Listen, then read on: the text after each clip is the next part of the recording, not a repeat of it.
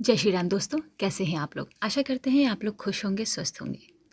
आज है 18 जनवरी, मौनी अमावस्या।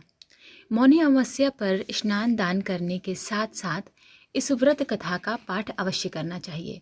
इस दिन मौन रहकर कथा सुनने या पढ़ने से इसका फल कई गुना ज़्यादा बढ़ जाता है। हिंदू धर्म में मौनी अमावस्या का विशेष और अत्यंत पावन महत्व माना गया है। इस दिन स्नान और दान का खास फल प्राप्त होता है। धार्मिक मान्यताओं के अनुसार मौनी अमावस्या पर भगवान शिव और भगवान विष्णु की विधि विधान से पूजा करने का विधान है।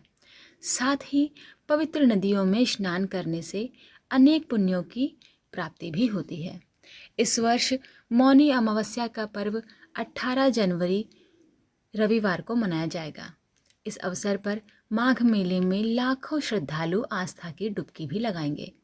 मान्यता है कि इस दिन स्नान, दान और पितरों का तर्पण करने के साथ साथ मौनी अमावस्या व्रत कथा का पाठ करने से विशेष पुण्य फल प्राप्त होता है। आइए जानते हैं मौनी अमावस्या की संपूर्ण व्रत कथा। कांचीपुरी नगरी में देवस्वामी नामक एक ब्राह्मण अपनी पत्नी धनवती, 7 पुत्रों और एक पुत्री के साथ रहता था। उसकी पुत्री का नाम गुणवती था।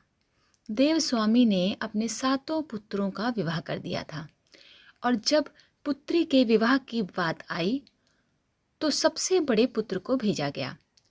इसी दौरान एक पंडित ने गुणवती की जन्म कुंडली देखी और ऐसी बात कही जिसे सुनकर सभी चिंतित हो गए। पंडित ने बताया कि कुंडली में एक भारी दोष है जिसके कारण गुणवती के वैधव्य का योग है।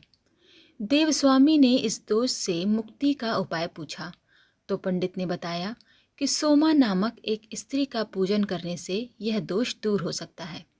पंडित ने बताया कि सोमा एक धोबिन है और सिंघल द्वीप में रहती है।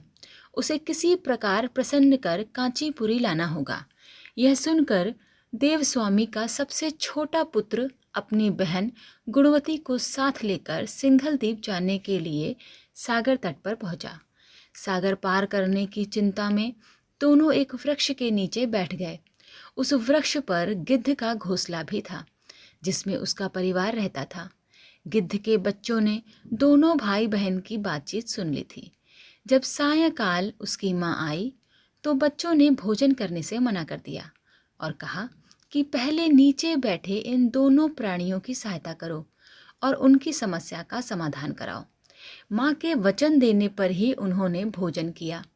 अगले दिन गिद्ध की सहायता से दोनों भाई बहन सिंघल द्वीप पहुँच गए। वहाँ उन्हें सोमा का घर भी मिला।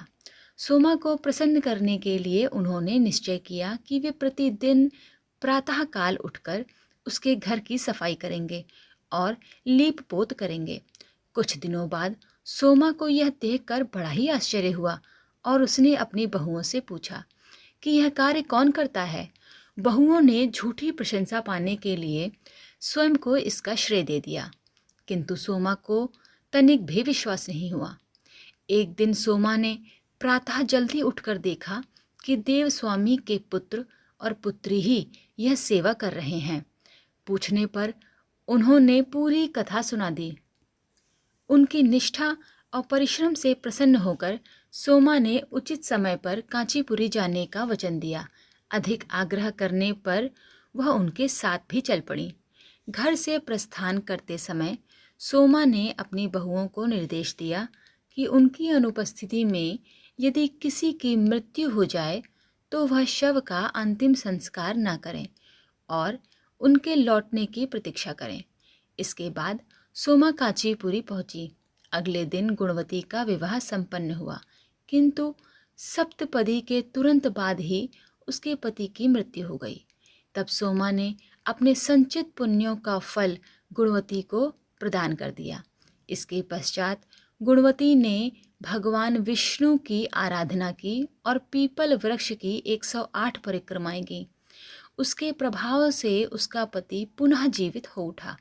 सोमा ने गुणवती को सौभाग्यवती होने का आशीर्वाद दिया और अपने घर लौट गई।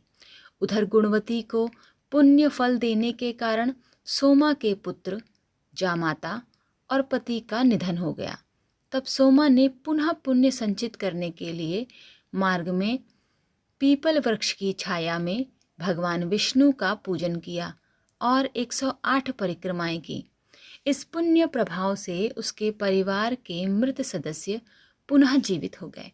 तो इस प्रकार ये कथा मौनी अमावस्या की रही।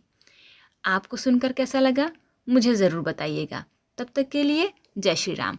कमेंट में जय श्री राम लिखना बिल्कुल भी मत भूलिएगा। मेरे चैनल को लाइक शेयर सब्सक्राइब करना मत भूलिएगा। तब तक के लिए जय श्री राम।